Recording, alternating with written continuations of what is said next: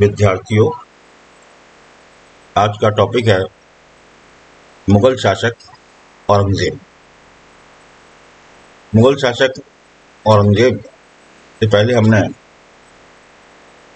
मुगलों के अनेक शासकों के बारे में जानकारी प्राप्त की है, जैसे मुगल शासक बाबर, उसके बाद हुमायूं, अकबर, जहांगीर, शाहजहां, और आज हम बात कर रहे हैं औरंगजेब के बारे में। सबसे पहले बात करते हैं औरंगजेब के प्रारंभिक जीवन के बारे में। औरंगजेब का पूरा नाम मुहीउद्दीन मोहम्मद औरंगजेब था। औरंगजेब का जन्म 3 नवंबर 1668 ईस्वी को हुआ था। औरंगजेब मुगल सम्राट शाहजहां तथा मुमताज महल की छठी संतान था। जिस समय शाहजहां का अपने पिता के विरुद्ध असफल विद्रोह हुआ था, उस समय बचपन में औरंगजेब को अपने बड़े भाई दारा के साथ बंधक के रूप में नूरजहां के पास भी रहना पड़ा था। लेकिन जब इसके पिता शाहजहां ने आत्मसमर्पण कर दिया तो इन दोनों को मुक्त कर दिया गया था। शाहजहां ने औरंगजेब की शिक्षा दीक्षा की समुचित व्यवस्था की थी। औरंगजेब ने अल्प आयु में ही कुरान, हदीस और अन्य धार्मिक पुस्तकों का बहुत अच्छा ज्ञान प्राप्त कर लिया था। औरंगजेब ने अरबी और फारसी भाषाओं का भी अच्छा ज्ञान प्राप्त किया था। संगीत, ललित कला, चित्रकला, इसमें उसकी तनिक भी कोई रुचि नहीं थी। औरंगजेब ने उच्च कोटि की सैनिक शिक्षा भी प्राप्त की थी।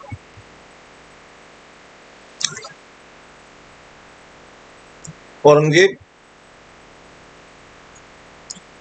को अपने पिता के शासनकाल के दौरान में अनेक कार्य करने के अवसर प्राप्त हुए और अच्छा अनुभव भी प्राप्त हुआ। औरंगजेब को उसके पिता के द्वारा 10 हजारी मनसबदार की उपाधि से विभूषित किया गया, मनसबदार बनाया गया 10 हजारी 1634 ईस्वी में। इसके बाद इसके पिता शाहजहां के शासनकाल में ही औरंगजेब को एक सैनिक अभियान करने का भी अनुभव प्राप्त हुआ। औरंगजेब का जो पहला सैनिक अभियान था वो 1635 ईस्वी में बुंदेलखंड के शासक जूझार खां के विरुद्ध था। इस सैनिक अभियान में उसने सफलता प्राप्त की। 1632 ईस्वी में 1636 ईस्वी में औरंगजेब को पहली बार दक्षिण का सूबेदार नियुक्त किया गया। वह 1644 ईस्वी तक इस पद पर रहा। 1646 ईस्वी में उसको गुजरात का सूबेदार नियुक्त किया गया।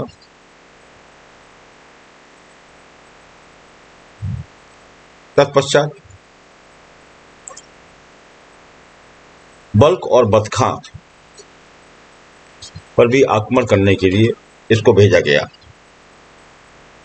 1648 से लेकर के 1652 ईस्वी तक वह मुल्तान और सिंध का भी सूबेदार रहा। इस काल में उसने 2 बार कंधार जीतने का भी प्रयत्न किया, लेकिन असफल रहा। 1652 ईस्वी में दोबारा से इसको दक्षिण का सूबेदार बनाया गया और 1658 ईस्वी तक यह वहां पर सूबेदारी करता रहा। 1658 ईस्वी में इसको वहां से वापस आना पड़ा। क्यों आना पड़ा? उसके पीछे वजह थी। 1657 ईस्वी में मुगल सम्राट शाहजहां जो थे वो गंभीर रूप से बीमार हो गए थे। ऐसी स्थिति में शाहजहां ने अपने साम्राज्य का कार्यभार अपने ज्येष्ठ पुत्र दारा शिकोह को सौंप दिया था और उससे कहा था कि वो सम्राट के नाम पर शासन चलाए। लेकिन शाहजहां के जो अन्य पुत्र थे वो उत्तराधिकार के लिए का युद्ध लड़ने के लिए उतारू हुए। अन्य पुत्रों में मुराद, शुजा, औरंगजेब और दारा शिकोह, इन चारों पुत्रों के बीच में 1657 और 58 ईस्वी में उत्तराधिकार का युद्ध चला। एक दूसरे शिकस्त देकर के शासक बनने की होड़ इनके अंदर बनी हुई थी। इस उत्तराधिकार के युद्ध में अंततः औरंगजेब को विजय प्राप्त हुई। औरंगजेब ने उत्तराधिकार के युद्ध में विजय प्राप्त की।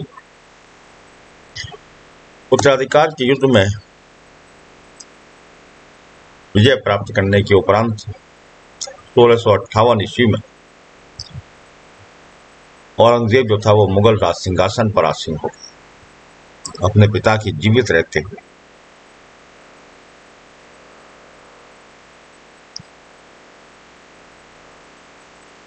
पिता के जीवित रहते हुए आसीन हुए थे। पिता को इन्होंने कैद कर लिया। पिता को कैद कर लिया था और राज्याभिषेक करा लिया, लेकिन उनका वास्तविक राज्याभिषेक 1 वर्ष के बाद 1659 ईस्वी में अत्यंत धूमधाम के साथ में दिल्ली में हुआ।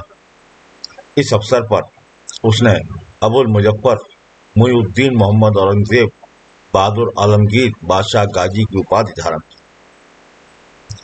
इसी अवसर पर उसने शाही परिवार के सदस्यों और अमीरों को अनेक पद और अन्य बहुमूल्य वस्तुएं और धन देकर के पुरस्कृत किए। इस मौके पर औरंगजेब ने ईरान, अबिसीनिया, बुखारा, अरब आदि देशों के मुस्लिम शासकों ने भी इनको बधाइयां प्रदान की और उनको उपहार भेजे। इस अवसर पर फ्रांस और डच सरकारों ने भी मुगल दरबार में अपने प्रतिनिधि भेजे, जिनका औरंगजेब ने स्वागत किया। अब बात करते हैं औरंगजेब की प्रारंभिक विजयों के बारे में। सबसे पहले बात करते हैं उत्तर पूर्वी सीमांत प्रदेशों की विजय। राज सिंहासन पर आसीन होने के बाद औरंगजेब ने सबसे पहले अपना ध्यान जो था वो उत्तर पूर्वी सीमांत प्रदेशों की ओर लगाया। 1657-58 ईस्वी में जो उत्तराधिकार का युद्ध हुआ था, उस समय मुगल साम्राज्य में आंतरिक अव्यवस्था फैल गई थी। इसलिए उस समय असम और कूच बिहार के शासकों ने मुगल साम्राज्य के कामरूप जिले पर अधिकार कर लिया था। इसलिए 1660 ईस्वी में मुगल सम्राट औरंगजेब ने मीर जुमला को बंगाल का सूबेदार नियुक्त किया और उसे आदेश दिया कि मुगलों के खोए हुए प्रदेशों को पुनः जीते। इस आदेश के तहत मीर जुमला ने कूच बिहार की राजधानी पर अधिकार करके उसे मुगल साम्राज्य में मिला लिया। इसके बाद मीर जुमला ने असम पर आक्रमण किया। उस समय वहां अहोम लोग राज्य किया करते थे। मुगल सेना ने अहोम सेनाओं को परास्त करके उनकी राजधानी गढ़गांव पर अधिकार कर लिया। अहोम राजा चक्रध्वज ने अपने सभी प्रदेशों सहित गुवाहाटी पर भी अधिकार कर लिया। 1675 ईस्वी में मुगलों ने गुवाहाटी पुनः जीत लिया, परंतु 2 वर्ष के बाद ही अहोम राजा ने इसे पुनः जीत लिया। लंबे संघर्ष के बाद अंततः कूच बिहार के शासक ने मुगलों की अधीनता स्वीकार कर दी। दूसरी विजय थी इनकी उत्तर पश्चिमी सीमांत की नीति। भारत के उत्तर पश्चिमी सीमांत क्षेत्रों में बहुत सी अफगान जातियां निवास किया करती। इन अफगानों की जीविका का साधन जो था वो लूटमार था। यह क्षेत्र औरंगजेब के लिए काफी सिरदर्द बना हुआ था। अफगानों के विरुद्ध अपने सारे सेनापतियों के प्रयासों की असफलता से नाराज होकर के, खिन्न होकर के औरंगजेब ने स्वयं सेना का नेतृत्व ग्रहण किया और कठोरता के साथ उत्तर पश्चिमी सीमांत क्षेत्र में इन जातियों का अफगान जातियों का दमन किया। परिणामतः अफगानों को घुटने टेकने पड़े। 1675 ईस्वी के अंत तक इस क्षेत्र में शांति स्थापित करके औरंगजेब वापस दिल्ली लौट आया। औरंगजेब ने अमीर खां को काबुल का सूबेदार नियुक्त किया और अमीर खां ने धन और कूटनीति से अफगानों में फूट पैदा करके उनकी एकता को समाप्त करने की रणनीति अपनाई। अब बात करते हैं औरंगजेब की दक्षिण नीति के बारे में। अपने पिता शाहजहां के शासनकाल में औरंगजेब ने 2 बार दक्षिण की सूबेदारी संभाली थी, इसलिए दक्षिण भारत की स्थिति से वह काफी कुछ जानकारी रखता था। दक्षिण भारत के राजाओं की दुर्बलता के बारे में भली भांति परिचित भी था। उत्तरी भारत में अपनी स्थिति को मजबूत करने के बाद औरंगजेब ने दक्षिण भारत की विजय योजना को क्रियान्वित किया। दक्षिण भारत की विजय के तहत उसने बीजापुर पर आक्रमण किया, गोलकुंडा पर किया और मराठों से संघर्ष। सबसे पहले बात करते हैं बीजापुर पर आक्रमण के बारे में। औरंगजेब के शासनकाल में दक्षिण में बीजापुर जो था वो एक शिया राज्य था। शाहजहां के शासनकाल में औरंगजेब ने शाहजहां के आदेश से बीजापुर से एक संधि की थी, जिसके अनुसार बीजापुर का जो शासक था, जिसका कि नाम अली आदिल शाह था, वह मुगलों को 1.5 करोड़ रुपए प्रदान करेगा और इसके साथ साथ बीदर, कल्याणी और परेंद के किले भी उसने देने का वायदा किया था। लेकिन जब मुगल शहजादे उत्तराधिकार के युद्ध में संलग्न थे तो आदिल शाह ने इस संधि का उल्लंघन कर दिया। इसलिए 1665 ईस्वी में औरंगजेब ने राजा जयसिंह को बीजापुर राज्य का दमन करने के लिए आदेश जारी किए। राजा जयसिंह को शिवाजी का भी दमन करने का आदेश दिया गया। इसके पश्चात राजा जयसिंह ने बीजापुर राज्य पर आक्रमण किया और बीजापुर के निकट तक पहुंच गया, परंतु अंततः सफलता की आशा न देख करके राजा जयसिंह को वापस लौटना पड़ा। राजा जयसिंह को इससे काफी दुख हुआ। लौटते समय 1666 ईस्वी में उसकी मृत्यु हो गई। इसके अगले 10 वर्षों तक औरंगजेब ने अर्थात मुगलों ने बीजापुर पर कोई आक्रमण नहीं किया। 1672 ईस्वी में अली आदिल शाह की जब मृत्यु हो गई तो इसके बाद उसके 4 वर्षीय अल्पवयस्क पुत्र, जिसका नाम सिकंदर आदिल शाह था, उसको बीजापुर के राज सिंहासन पर बिठाया गया। सुल्तान के अवयस्क होने के कारण बीजापुर में आंतरिक कलह उत्पन्न हो गई थी, जिसका लाभ उठाकर के 1676 ईस्वी में मुगल सूबेदार बहादुर खां ने बीजापुर पर आक्रमण किया, लेकिन वह पराजित हुआ। इसके बाद औरंगजेब ने दिलेर खां को दक्षिण का सूबेदार नियुक्त किया। दिलेर खां ने बीजापुर के मंत्री सिद्दी मसूद को अपनी ओर मिला लिया और एक संधि कर ली, जिसके अनुसार बीजापुर ने मुगलों का आधिपत्य स्वीकार कर लिया। लेकिन कुछ दिनों के बाद ही सिद्दी मसूद ने चुपचाप शिवाजी से भी संधि कर ली। मराठों के जो सरदार थे शिवाजी, उनसे भी संधि कर ली, जिसके फलस्वरूप दिलेर खां और सिद्दी मसूद में झगड़ा हो गया। दिलेर खां ने 1679 ईस्वी में बीजापुर पर आक्रमण कर दिया। बीजापुर को मराठों से सहायता मिल जाने के कारण दिलेर खां को पराजय का सामना करना पड़ा। इसके बाद 1680 ईस्वी में औरंगजेब ने दिलेर खां के स्थान पर शहजादा आजम को दक्षिण का सूबेदार नियुक्त किया। शहजादा आजम ने 1685 ईस्वी में बीजापुर का घेरा डाल दिया। बीजापुर के किले का अनेक माह तक घेरा डाले रहने के बाद भी वह किले को नहीं जीत सका। अंततः औरंगजेब ने बीजापुर के किले के घेरे की देखभाल के लिए स्वयं पहुंचा जिसके परिणाम स्वरूप 1686 ईस्वी के सितंबर के महीने में बीजापुर ने आत्मसमर्पण कर दिया।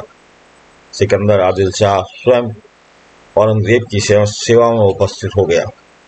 औरंगजेब ने उसका स्वागत किया, उसे खान की उपाधि से नवाजा और 1 लाख रुपया प्रतिवर्ष पेंशन उसे दी गई और बीजापुर राज्य को मुगल साम्राज्य में सम्मिलित कर दिया गया। अब बात करते हैं गोलकुंडा पर आक्रमण की। औरंगजेब के शासनकाल में गोलकुंडा का जो शासक था उसका नाम था अबुल हसन कुतुब शाह। गोलकुंडा राज्य समय समय पर बीजापुर राज्य और मराठों की सहायता करता था। बीजापुर को पूर्ण रूप से अधिकृत कर लेने के पश्चात 1687 ईस्वी में औरंगजेब ने स्वयं सेना के साथ गोलकुंडा में प्रवेश किया और गोलकुंडा के किले को घेर लिया। 8 महीने से अधिक समय तक घेरा डाले रहा, परंतु मुगलों को कोई सफलता नहीं मिली। अंततः औरंगजेब ने सुल्तान के एक अफगान सरदार, जिसका कि नाम अब्दुल गनी था, उसको लालच देकर के अपनी ओर मिला लिया, जिसने अपने स्वामी के साथ में विश्वासघात कर दिया और इसके परिणाम स्वरूप 2 अक्टूबर 1687 ईस्वी को किले के फाटक उसने खोल दिए। इस प्रकार मुगलों का गोलकुंडा पर अधिकार हो गया। अब बात करते हैं मराठों से संघर्ष की। दक्षिण में मराठे जो थे वो मुगलों को चुनौती दे रहे थे। वीर शिवाजी की सेना जो थी वो मुगलों के लिए काफी भारी पड़ रही थी, इसलिए मराठों को पराजित किए बिना औरंगजेब दक्षिण भारत में मुगल साम्राज्य की स्थापना नहीं कर सकता था। ये स्थिति बना रखी थी। इसके अतिरिक्त मराठों ने भी अपने यहाँ औरंगजेब के विरोधियों को संरक्षण दे रखा था। इसलिए मराठा शक्ति को कुचलने के लिए औरंगजेब ने अनेक प्रयत्न किए, परंतु औरंगजेब अपने अंतिम समय तक मराठा शक्ति को कुचलने में असमर्थ रहा, असफल रहा। अब बात करते हैं औरंगजेब की दक्षिण नीति के परिणामों के बारे में। यद्यपि औरंगजेब ने अपनी दक्षिण नीति के परिणाम स्वरूप बीजापुर और गोलकुंडा को मुगल साम्राज्य में सम्मिलित तो कर लिया था, लेकिन उसकी इस नीति ने अन्य सारे परिणाम जो थे मुगल साम्राज्य के लिए घातक सिद्ध हुए। मुगलों की दक्षिण नीति से अनेक सारी समस्याएं खड़ी। क्या क्या परिणाम हुए एक एक करके चर्चा करते हैं। उसमें सबसे पहला, उत्तर भारत में अव्यवस्था। औरंगजेब ने 50 वर्ष के शासनकाल के अंतिम 25 वर्ष जो थे वो दक्षिण भारत की समस्याओं को सुलझाने में व्यतीत किए। इस दौरान वह उत्तरी भारत की ओर से बेखबर हो गया। परिणामतः उत्तरी भारत के अंदर अराजकता व्याप्त हो गई, प्रांतों में विद्रोह होने लगे। सीमाओं की भी सुरक्षा व्यवस्था वह नहीं कर पाया और न ही राजपूतों का पूरी तरह दमन कर पाया, जिसके परिणाम स्वरूप मुगल सत्ता का नियंत्रण जो था वो कमजोर हो गया। दूसरा परिणाम हुआ मराठों का उत्कर्ष। औरंगजेब ने बीजापुर और गोलकुंडा पर आक्रमण करने की महान भूल की, क्योंकि इन मुस्लिम राज्यों को नष्ट होने से मराठों को अपनी शक्ति बढ़ाने का अवसर मिल गया और औरंगजेब भी प्रभावशाली रूप से मराठों का दमन नहीं कर पाया। तीसरा परिणाम था मुगल साम्राज्य की प्रतिष्ठा को आघात। औरंगजेब के द्वारा मराठों के विरुद्ध सफलता हासिल नहीं हो पाने के कारण मुगल साम्राज्य की प्रतिष्ठा को गहरा आघात पहुंचा। चौथा परिणाम था मुगलों की सैन्य शक्ति का ह्रास।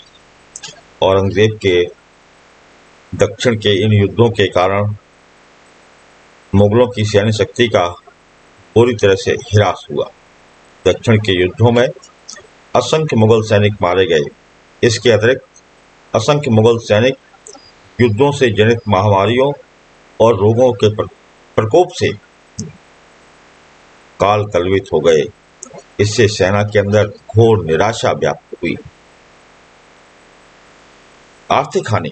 अगला परिणाम, दक्षिण के इन युद्धों के परिणाम स्वरूप औरंगजेब की अर्थव्यवस्था का दिवाला निकल गया।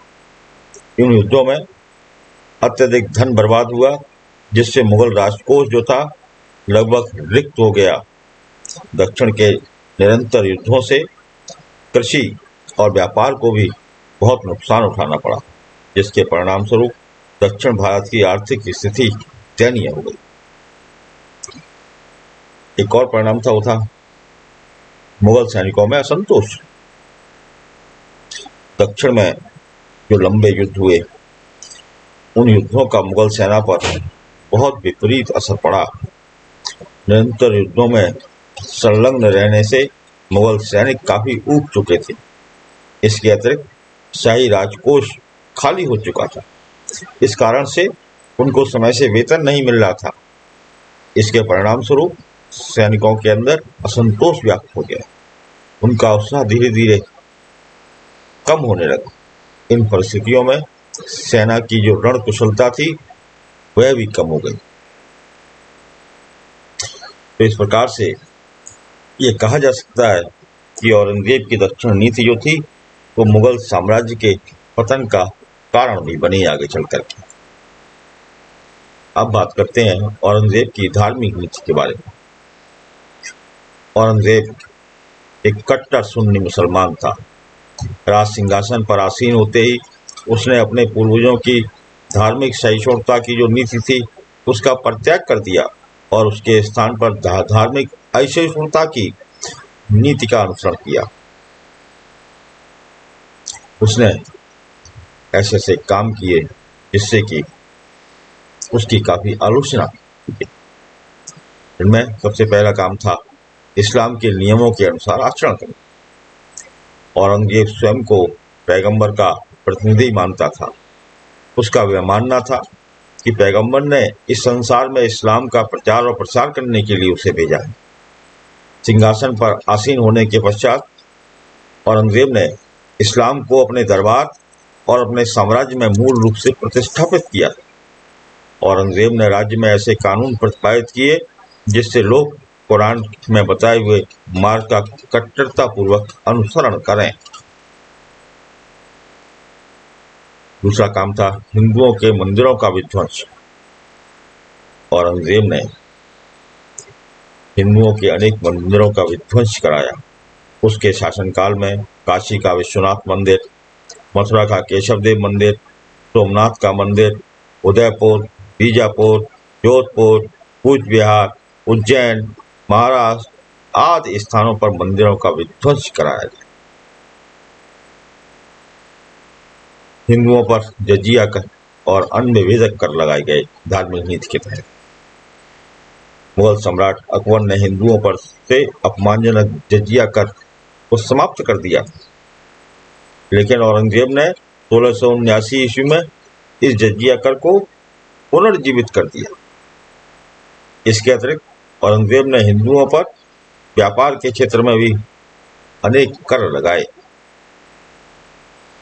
धार्मिक नीति के तहत एक और काम किया गया, वो था बलपूर्वक धर्म परिवर्तन कराना। औरंगजेब हिंदुओं को मुसलमान बनाना अपना धार्मिक कर्तव्य मानता था। उसने इस्लाम धर्म स्वीकार करने वालों को पुरस्कार और सरकारी नौकरियां प्रदान की। इस्लाम धर्म ग्रहण करने के लिए उसने हिंदुओं को विभिन्न प्रकार के प्रलोभन दिए, लेकिन जो हिंदू इन प्रलोभनों में नहीं पड़ते थे उन्हें बलपूर्वक मुसलमान बनाने का प्रयत्न किया जाता था। धार्मिक नीति के तहत उसने हिंदुओं पर सामाजिक प्रतिबंध भी लगाए। औरंगजेब के शासनकाल में राजपूतों को छोड़कर अन्य कोई भी हिंदू हाथी, घोड़े अथवा पालकी पर सवारी नहीं कर सकता था और न ही अस्त्र धारण कर सकता था। औरंगजेब ने अपने शासनकाल में हिंदू त्योहारों और मेलों को मनाए जाने पर भी प्रतिबंध लगा दिया था। हिंदुओं के होली तथा दीपावली जैसे त्योहारों के लिए यह आदेश था कि उन्हें सीमित रूप से बाजार से बाहर मनाया जाए। तो ये उसकी धार्मिक नीति। अब धार्मिक नीति के क्या परिणाम? औरंगजेब की धार्मिक नीति जो थी वो विनाशकारी सिद्ध हुई। उसकी धार्मिक नीति के परिणाम स्वरूप हिंदुओं और मुसलमानों के मध्य दूरियां काफी बढ़ गईं। औरंगजेब ने अपनी धर्मांधता के कारण हिंदू राजपूतों के प्रति बड़ा कठोर व्यवहार किया, जिसके परिणाम जो थे वो मुगल साम्राज्य के लिए घातक सिद्ध हुए। औरंगजेब की धर्मांधता या धार्मिक नीति ने मुगल साम्राज्य में भीषण विद्रोहों को जन्म दिया, जिसके फलस्वरूप जाट, सतनामी, सिख, मराठे आदि जो थे वो मुगल साम्राज्य के घोर विरोधी हो गए। औरंगजेब की धर्मांधता ने भीषण विद्रोहों को जन्म दिया, जिन्हें दबाने के लिए औरंगजेब जीवन पर्यंत व्यस्त रहा, परंतु अंततः उसे असफलता ही मिली। इस प्रकार औरंगजेब की धार्मिक नीति ने मुगल साम्राज्य के पतन में महत्वपूर्ण योगदान दिया। अब बात करते हैं औरंगजेब के अंतिम दिनों की और उसकी मृत्यु के बाद। औरंगजेब के अंतिम दिन अत्यंत निराशा में व्यतीत हुए। उसके स्वास्थ्य में तेजी से गिरावट आ रही थी। स्वास्थ्य के साथ साथ उसके साम्राज्य का प्रशासनिक संगठन भी अत्यंत कमजोर होता जा रहा था।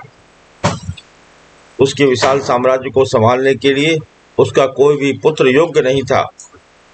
इसी चिंता में 1 वर्ष की लंबी बीमारी के बाद लगभग 90 वर्ष की अवस्था में 1707 ईस्वी में औरंगजेब का इंतकाल हो गया।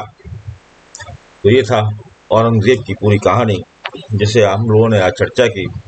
धन्यवाद।